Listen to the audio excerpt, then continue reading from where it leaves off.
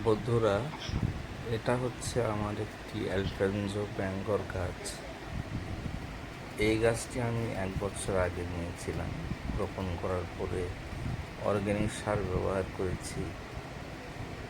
তার ফলে দেখুন গাছটি কত তরুতাজা হয়ে গিয়েছে 1 বছরে।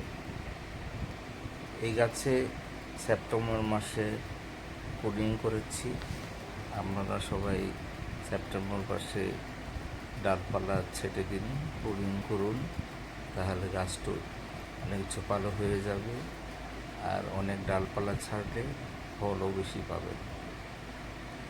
গাছ প্রুনিং করার পরে আপনারা যে কোনো একটা ফাঙ্গিসাইড লাগাই দেন, কারণ ফাঙ্গিসাইড না লাগালে এমনিতে আম গাছে ফাঙ্গাস বেশি আক্রমণ করে। তো যদি ফাঙ্গাস আক্রমণ করে তাহলে গাছটা নষ্ট হয়ে যাবে এবং মারাও যেতে পারে। দেখুন, আমি বাইটক্স লাগিয়ে দিয়েছি প্রুনিং করার পরে। এখন গাছটি অনেক বড় হয়ে গিয়েছে। তো আমি এইসব গাছগুলো কলকাতা থেকে নিয়ে আসছি। আমার ডেসক্রিপশন বক্সে আপনাদেরকে আমি হোয়াটসঅ্যাপ নাম্বার দেব, সাইফুদ্দিন স্টোর। ওনার কাছ থেকে আপনারা অনলাইনে গাছ কম দামে নিতে পারেন।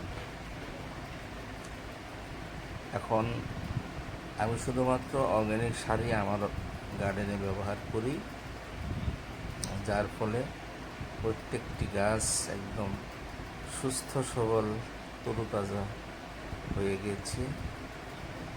আগামী বছর ফল আসবে, হয়তো অনেক প্রচুর ফল দেবে। গাছটা অনেক যেহেতু বড় সাইজ হয়ে গিয়েছে, সেই জন্য সবাই অর্গ্যানিক সারই ব্যবহার করুন।